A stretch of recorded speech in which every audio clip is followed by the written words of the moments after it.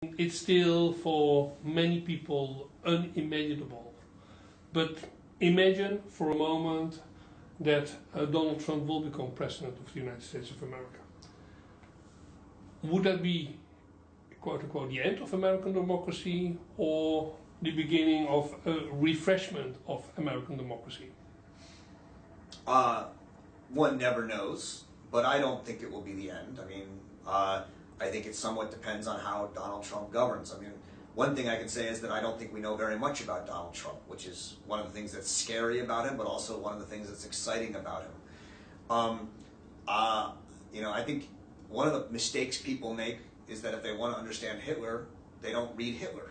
You should read Mein Kampf. A lot of it was in there.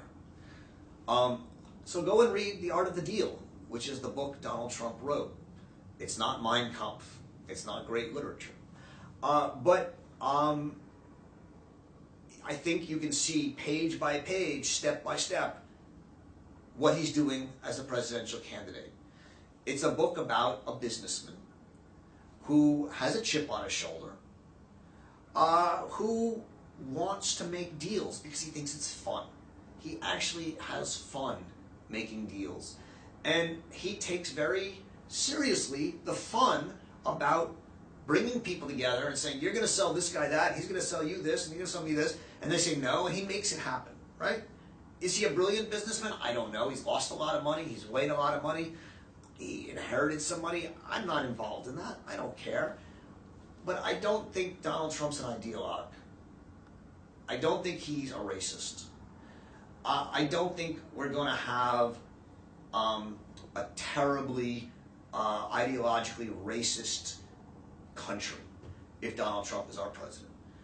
I do think Donald Trump is impulsive, narcissistic, boorish in the sense of being mean and not very high class. But we've had presidents like that before, and we've survived.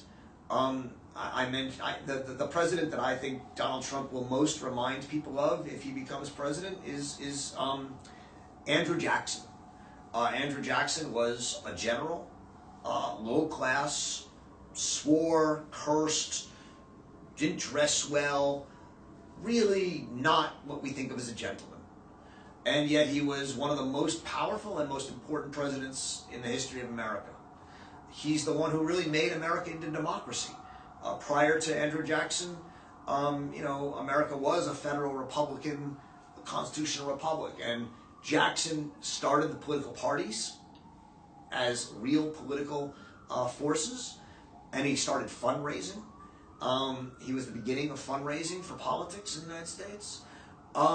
He was the beginning of a populist, democratically elected president who just terrified the elites of this country, terrified them, and hated them, and they hated him. And he did away with the Federal Reserve, the National Bank of the United States, currently the Federal Reserve, against all their objections. When the Supreme Court told him that he couldn't kick the Indians, Native Americans, off their land, he said, let the Supreme Court and their army stop me.